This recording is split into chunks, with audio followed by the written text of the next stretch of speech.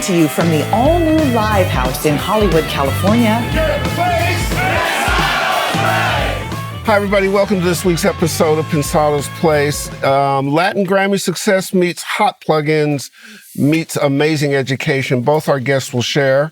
But first, we want to talk to the Pensado family for just a second. Look, everybody's hearing about this coronavirus. We're not medical experts, but we want you to be really smart about it. It is affecting the music business. There's a bunch of canceled concerts.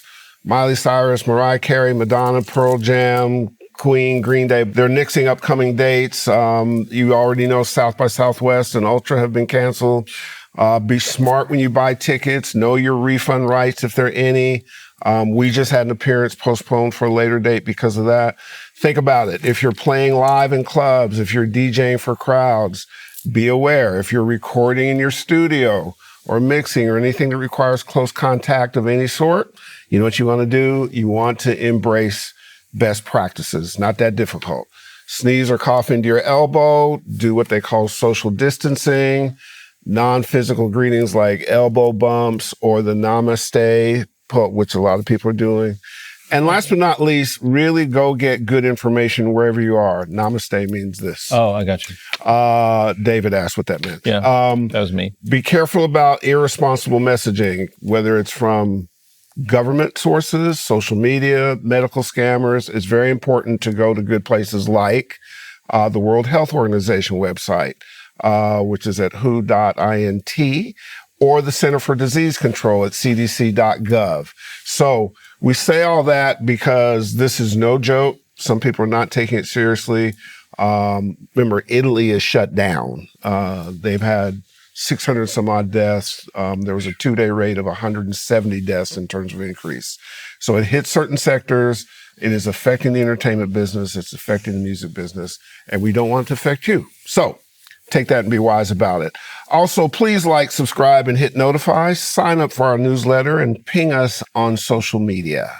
And now for our guests who happen to be friends. They are a little busy. They're making music in the Latin space. They're overseeing a new education institution. And in their spare time, they co-founded a very hot plug-in company called Leapwing Audio. Please welcome Robin Reumers and Emiliano Caballero. Practicing good practices. Good. Give us some of the, on the Latin music making side, give us some of the background. Robin, you first. I started my career in Orlando, working with Bobcats, and somehow got involved in doing a lot of remastering for salsa music, which is where I fell in love with Latin music. I don't have a Latin background, but I fell in love with the music. Yeah, because a Belgian dude doing Latin music, not the normal route. No, right? definitely not. Got it. And then about 5 years ago, I met a dear friend of mine, Julio Reyes, in Miami. Yeah. And we stayed connected. We started working together. That's kind of how most of the projects I do on the Latin side come through him. I see. And yeah, that's how it all He is going to be a guest on the show. He couldn't come this time because of a very famous artist who we can't mention. What's your background? Basically, I was born in South America, in Uruguay. Then I grew up in Spain. At the end, I met Robin in Belgium. That's how I started my career at Galaxy Studios. And then when I moved to New York and then LA, I started to work with as well Latin artists through Robin and Latin artists thanks to a dear friend of mine, which is Rafa Sardina. He's been in the show. I love him to pieces. Yeah, great guy. So that's talented guy. You know, like the language always connects people and the culture, and I'm Latin in blood. And you guys have, there's been some Latin Grammy nominations and stuff and projects. What projects were that worked on? It was a record that actually we worked together. And it was called, from an artist from Colombia called Pablo Arenas, and the record was? It's called Visceral. It's a record. We both mixed in Amsterdam, actually. Oh, cool. And then I mastered it later. And that was another record by Alejandro Sanz called El Disco. Is there a magic? Now, you're both mixed, you engineer, you're also an artist as well, too, correct? Yes, and I produce and write music for my own project and from other artists as well. What is the magic of Latin music? Are there some distinctions that you have to, is it the fire, is it the beat, is it... I would like to hear from a Belgian guy what he thinks about it. Well, I think from my side, I think it's the feeling that gets put into it. And I think also the Spanish language, it's a very poetic language. I think you can use a lot of words like you can have the same word in English, but have 3 different words for it in Spanish. So it's an easy language to make it poetic. And I think the feeling that they've always put into music, I think that definitely comes through, and that's what I fell in love with. Would you agree? I mean, you've got your background. Yeah. In fact, I was just sitting here thinking, am I Latin? Are we Latin if we're from Spain? Of course. So Latin is, okay, I got it. For me, I grew up in South Florida, and music was Cuban music, but Latin music is like American music. Like you've got the country side of it, which would be the equivalent of Vicente Fernandez or Celia Cruz, and then you've got the pop side, which would be Julio and some of those guys, and Enrique, and then you've got the hip hop, which would be Bad Bunny and Daddy Yankee, and so it as the world has progressed into a one world in terms of music, it's the Latin market is really putting out some incredible stuff, and I'm prejudiced towards the Latin market. And to me, what I like about it is the rhythm, the passion, the fact that it's not disposable music as much as it is a music to get a lot of musical forms. It's designed to get poor people happy and to forget the state of tragedy that their lives are in right now. And so I'm very, very, very. I grew up on it, you know what I'm saying? So I'm very, very, very, very, very, very much. Shout out to Josh Goodwin for mixing Bad Bunny. I just talked to him last week. Yeah, killed it. I think that it's a musical music. You know, there's a musicality to the different forms of Latin music that, fan or not, if you appreciate music, there's things that you find that people focus on, that people protect, that sort of touch that base. I think it has a universal appeal. Yeah, absolutely. No, I think the musicality does. Does the location of where you're doing your work make it different? Like New York, LA, Miami? Definitely. Access to... Definitely in my case in Los Angeles. When I first visited Los Angeles back in 2014, I was living in Belgium back then. And I came here for the first time, and I felt like immediately at home because everyone speaks Spanish here. And in my head, I didn't expect that. And I felt like I landed in LAX. It's like, man, I'm home. I'm home. Yeah. And LA is such a city where any culture is in, and especially from the Latin world, which is very easy to meet other artists, producers, engineers, any creative or any non-creative people that have totally different backgrounds. And that's what makes the city very exciting, I think, in my opinion. I was pleased when the Grammys felt like it was important of genre to have its own space, because there's nothing worse than trying to jam something in to something else, and then you don't really give the proper respect to the scale of it. And you know, I hope this is okay in the Me Too movement, but there's just some extreme beauty if you look at the Latin Grammys on both sides, male and women. I meant it. Started with you. Absolutely. I would have shaved if I knew that. No, because we can't touch. Oh man. Vocals in Latin music, an important space, correct? Yeah, absolutely. Yeah, it's really critical. Is it more important than something else than the music? Is it equally as important? I speak the language, so I think that's a bit easier when you work in Latin music if you understand the language. But in my experience with Latin music, that's how I grew up in, singing music in Spanish and folk music from South America, from Argentina, tango. My grandfather was like a tango player, so we always grew up in this music.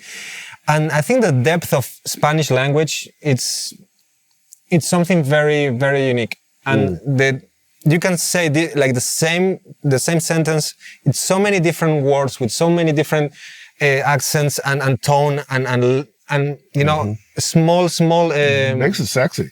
It's like regions in America, the blues from the South and West Coast hip hop. It's like America. We're such a big country. We have that within our all the borders. shades, But there's something sort of beautiful about those options.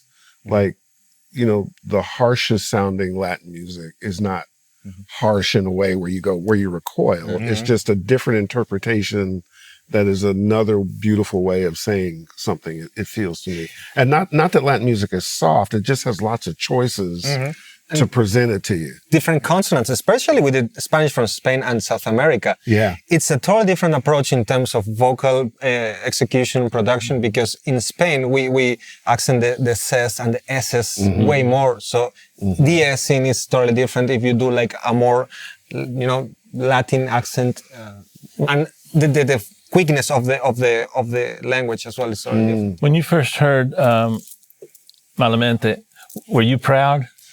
I mean, that was... I was like, oh my gosh, Spain's finally going to get some recognition. Did you feel that way? I was so happy for Rosalia. Jason Joshua killed it, by the way. Amazing mixer. And I was so happy for Spanish culture to be able to stand in their own feet, right? Because Latin music, in my opinion, in my experience or feeling, has always been like the underdog kind of from the general music business.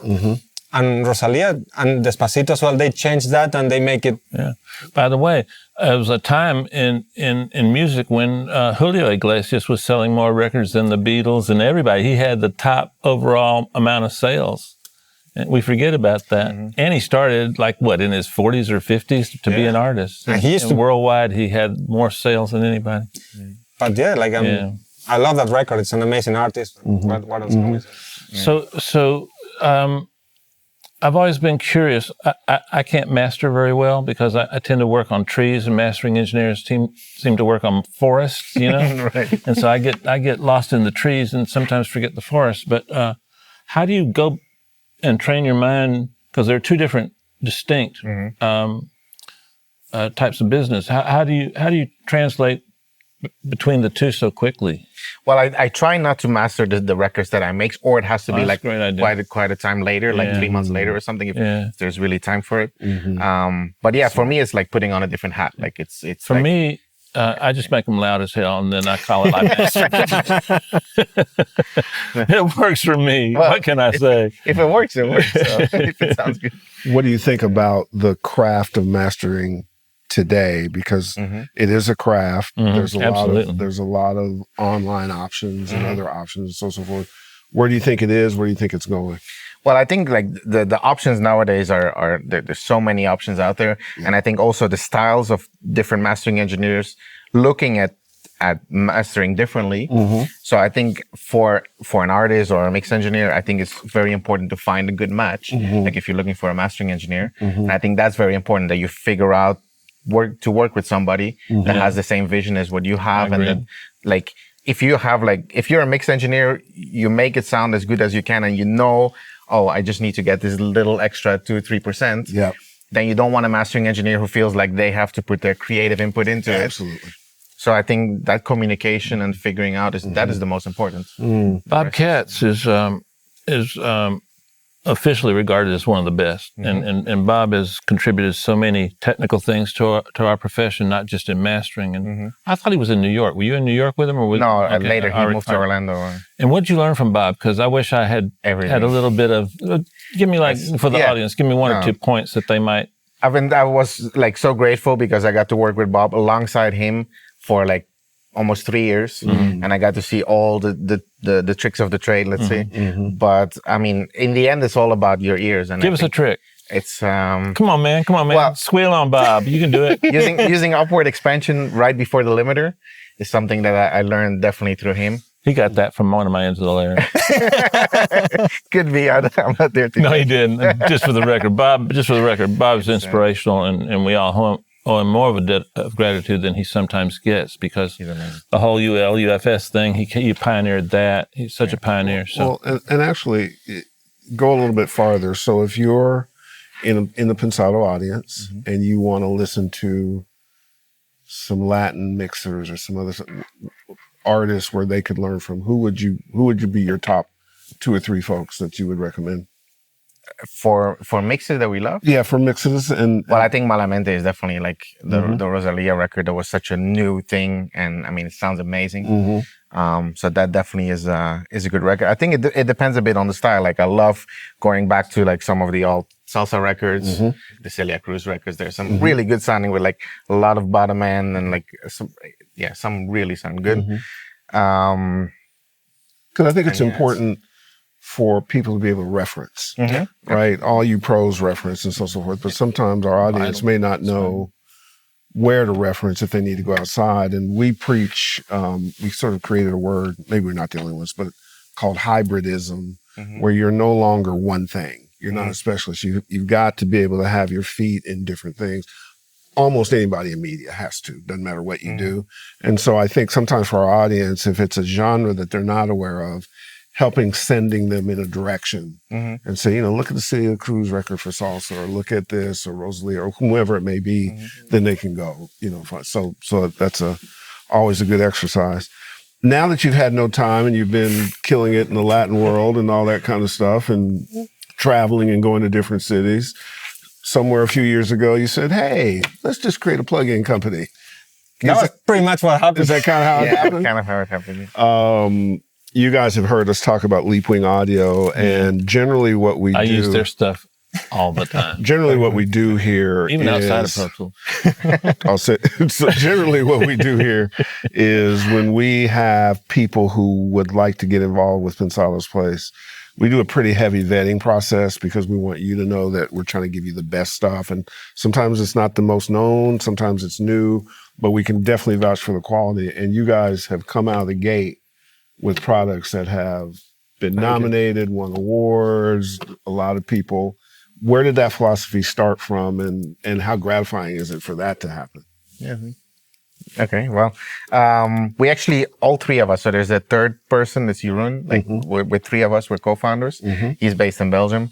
And we actually worked together at a studio called Galaxy Studios. That's where we all met. And you were the head tech there. Yes. And at that point, I decided I wanted to move and start something in Amsterdam. And I figured there was a lot of gear in Galaxy Studios. It's an amazing studio, but I knew I wouldn't have the budget to fund all that amazing gear. So, and having a background in IT and programming, I kind of knew that with all the technology, the TC6000s and the Vives, all these tools, they were using quite old chips and technology. And I was like, with current day CPU, we can do so much more. And I felt that the plugins that were out there, it's I felt like there was three categories. It's either you had emulations of hardware, you had digital plugins, but I felt a lot of them were super complex and hard to figure out what to do, or you had the cheaper things which didn't sound good, which might have been easy to use, but didn't sound very good. And so we felt first of all, we wanted to make a tool for ourselves that we could use so we wouldn't have to spend $30K buying gear. And that's how it started. And we started building, and then we figured, hey, other people love how it sounds, and that's how. Let me ask you something. If you can give me a quick outline, because I think this would be interesting to our audience, because I know I found it interesting. If you can take me from conception to when I put it in my computer, how'd you come up with the idea? How'd you find the people to do the programming? What was the process? How'd you do this? How'd you do that? How'd you market? And do all that in 30 seconds. Yeah, I was just thinking, how long do you have? Right. Well, I think first... So you get the idea. Yeah, conceptualizing the idea, figure out... Now you got to fund the idea. Yeah, well, actually, we did it with almost nothing. We started to find people who wanted to be part of the project, and we actually decided to do it that way. By people, you mean coders and... Yeah. Okay. And so we had been, through Galaxy, we had been working with actually different coders before because we built software there as well. So we had a pool of people. So then we actually first looked for people who could help develop it. So we started... Do the software. Yeah, so we created first our own version, let's say in MATLAB. We started to create the filters, listening to that. And then once we had that prototype, then we gave it to the coders to actually create a C++. And but what exactly did you give to the people doing the software? Just an idea? Well, an idea on paper of this is how all the parameters that have to be in the plugin, but also already the filters. These are the filters that have to be created. The crossover filters, for example, has to be done this way. What I'm trying to find out is a lot of people think that software can be free because it costs nothing. But all along the way, you're incurring massive costs. Yeah. And the more time it takes to code, those are expensive things. It's like putting on Pensado's Place. It's free on your phone. And so finally, give me the next thing. Yeah. So the whole trajectory definitely took about a year and a half of like final inception to all the way figure. So it started out as like, oh, let's try this idea, let's find people, but then you figure out, okay, you need more, and then you need to like market it, and you need to find, distributors to I was going to comment on that last part because what you did, a lot of people do or should do, they called Herb and Dave. And so we helped, and we feel real proud that we were able to be a small part of it, And me personally, if it's got a 1 at the end, I use it. Center 1, stage 1, dine 1. Well, it's incredible. And I think to that point, when you look at the people who have co-signed and said this is great stuff, and you take Dave, you take Greg Wells, you take folks like that, these are critical people who don't say that easily. And you've also had a lot of recognition from the industry, like who's well, definitely Bobcats was one of the first. You mean industry? Like Tech Awards. Like Tech Awards. We had the Music Tech Awards, Sound on Sound Awards, Mix Magazine. Music Magazine. In fact, we were there when you won the Tech Award. So I mean, and the company's how old? 3 years. We started Christmas 2015. Yeah, so January 2016 is when we. But we started selling 2017. Yeah, January 2017 we launched Center 1. So that's pretty impressive. No. I mean, literally to go from 3 years to that kind of reaction, to marketplace reaction, to people who use it and swear by it is. And for us to be here and like, if this was a goal, you set your bar high. No, it's I mean, it's been a tough journey, and definitely like. Do you think you'll ever do a subscription? We've been thinking about it. It's I mean, I think at the moment, because we only have 3 plugins, that's definitely like. But they're like. I use them all the time. Okay, I'm gonna be honest. Sometimes little Center 1, I don't give him the love I give the other 2.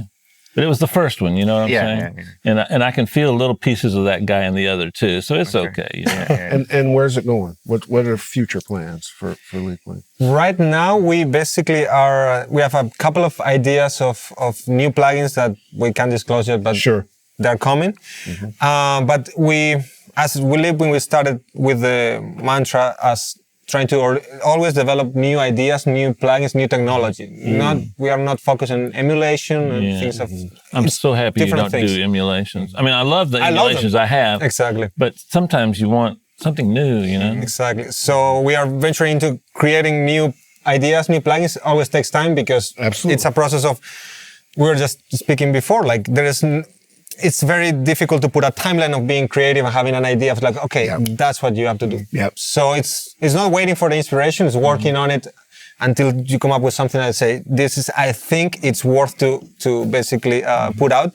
At the end is the audience who's going to judge it, like, is it good or not? But you've got a good advantage because you teach at Abbey Road in Miami, and so you've got a built-in group of people that can give you ideas of what they want next. Let's unpack that a little bit. First of all, let me say this. We are happy to help with the journey. We love the relationship. Robin and us go way back to when he was a honcho at SAE. And we did a vocal thing together. A long time ago. And it is great to see winners win, and for us to be able to help it, because you guys have never not been cool people. You've always had like this really good vibe and stuff. So congratulations on that. And then if you didn't have enough time, you end up with Julio being an offshoot of Abbey Road, and you're creating the Abbey Road Institute in Miami. Yeah. It's going to be based in the Miami Art House, which is Julio's studio. Yeah. You're a director of education. Yeah. Do you need something else to do?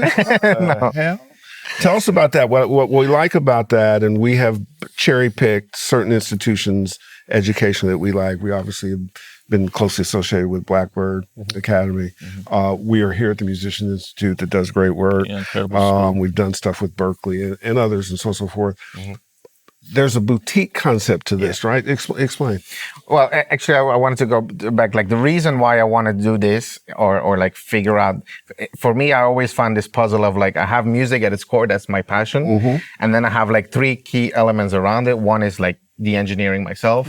Then I have the technology, developing technology with Leapwing, and I have education. I really love teaching people and being surrounded by people, because it also helps me in Absolutely. Well, Same as us. Yeah, exactly. It's, Same as us. Absolutely.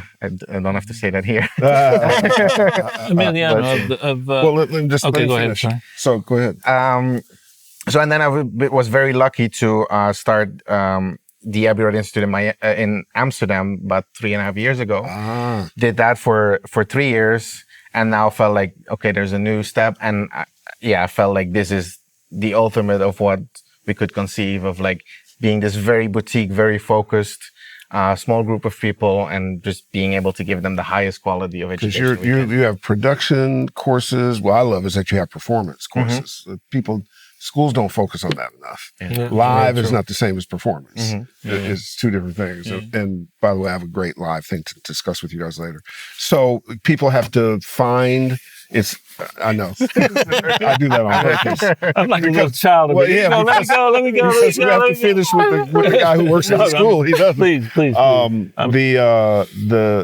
It's going to hold. People have to apply to the school. You guys are going to handpick students, correct? Absolutely. Is enrollment open now? Yeah, it is. Okay, cool. So, Abbey Road Institute in Miami, guys, you absolutely should go. I felt Emiliano needed a little love over here. So, so in terms of your production, can you kind of give me an example of how you would start a Latin production? I mean, and what are the references in your mind, and who's your favorite? Well, not favorite, but a project that you're proud of. So you work in live? You work in Pro Tools, or?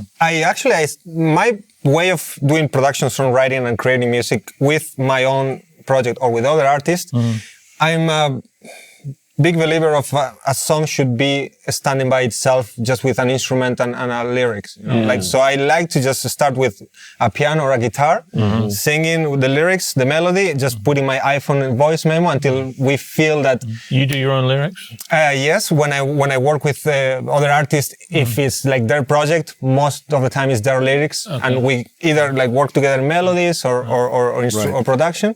But I do think that especially not being focused on the technical side of things, since jumping into Pro Tools straight away, helped me to not lose my creativity, because I don't like being in the laptop and trying to make music. For me, I prefer to have in like my iPhone and work out a song and then start producing it.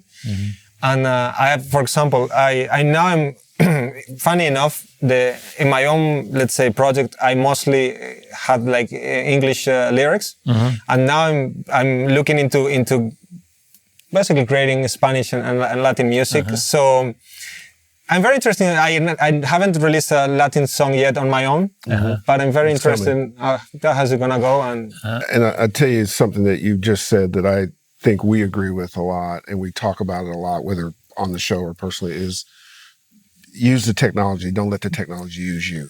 Exactly. Is that correct? Exactly, because I think right now in a laptop we have a world of possibilities that it's great to have if you need it, but it as well easily it can get into the way of your ideas. So when I have a song that is 2-3 minutes and it's working on an iPhone, it's like, okay, it's feeling good. Then I change my brain to like, okay, why do I hear it like in a final stage? And then you start building from there, and you have like all the plugins in the world right now. If you had to put a label, which you don't have to, of course, on the type of music that you enjoy the most to create, what would that be? Rock music. Oh, okay. I'm a rock guy, and that's the type of music I love, and my new track is kind of rock pop. If you ask the kind of music that people will expect, I don't know, you never know. So I do music for myself, or where I work with an artist, we do what we feel with no expectations of what people want to hear, because do you think that because the rock world is a world I came from, and that world has been a little behind in terms of the use of the digital space. Do you think, are you trying with your project to take it a little more into the digital space, and do you think that's necessary, and should it happen, or should they stay where they are, which is tend to be 80% analog and 20% digital? That's a stupid question. No, it is a great question. And I was hoping you'd say that. It's a great question, because I'm reckless about when it comes to making music, because at the end it's art. So when either it's rock or like Latin or jazz music, I like to not do what is expected to do. Thank you. So like a rock song, what if we start with Ableton and like Right. a loop and do like at least try something fresh or that I haven't done myself to see if it goes somewhere else. Because I know if I get a drummer, a bass player, and a guitar with a Marshall stack, and we go to a rehearsal room, I know what's going to happen. Right. Do you have any music online that people can go listen to? Yes, my artist name is called Zelmar, Spell it. Zelmar, Okay. and it's my second name actually. And then, like in my website, they have all the credits on my productions. And Two quickies, sorry. One is, I am so happy to hear you say Zed, I thought so too. because I'm from Canada, and that's You how said we that. used to say it too. So thank you for bringing me Well, back I was home. happy because I like Zed's work. Secondly, two questions about, one, breaking ground is that hybridism. If you start with Ableton here and do this there, Exactly. the dearly departed, amazingly talented Busby was somebody who used to do that in country music. You know, use an 808 and do different things. Exactly. And, you know, What's the worst can happen? you Yeah, know? exactly. Exactly. And speaking of that, just for our audience, two things. One is, what would you advise people who want to break into the Latin market? And then discuss the influence of women in the Latin space, both technically and artistically. Actually, about the woman, Robin at his school had a great initiative back in like a couple of years ago with the scholarship. Yeah. Yeah, I think in general, I think it's a great opportunity, and I think also a great awareness period. Like a lot of people are aware of this, and yeah, we're very fortunate in Miami to have like a bunch of really, really great women Super who talented. are teachers there, like Maria Elisa. She's amazing. You met her. at Yeah, the- yeah. She's great. She's a great engineer, Yeah. and like a lot of people. So I definitely think it's a good time. I think people are aware of it. People are trying to. And I'm Also- going Get to more connect you to Tiffany Miranda, the other lady who met with us at NAM was on TV last night from my heart. So that's a hookup. And then how does I'm up and coming. I'm a young man. I'm a young woman. I want to get into the Latin market. Is it relationships? How do you break in? I think, at least in my experience, if I look at how I got into the business, if you want to call it that way, whatever that is, I think having a good heart, good intentions, always understanding that it's people-driven business, and I don't think the most talented will always break through, but I'm sure someone with a really good heart, good intentions, and the drive, at least is not gonna basically stay outside. It really doesn't change from genre to genre. It's really about how you connect with people, how prepared you are for the opportunity, what your drive is. I mean, that's an age-old thing that hasn't, sometimes I'm fond of saying we're the most connected, disconnected people ever play because people think you're connected by social media. You're in touch with social media, but you're not necessarily connecting where people can make a decision. Do you know what I mean? Because you sit across from somebody. And you have to open up at the end. Yeah, and you're sharing creativity. Now, sharing creativity, we have something called Batter's Box that you've seen before. We're going to do a dual Batter's Box, which gives you the opportunity to shell the pitcher. Just hit the balls back to them. Both of you are up for it. Are you ready? Well, first of all, we need to do a batter's box plug-in.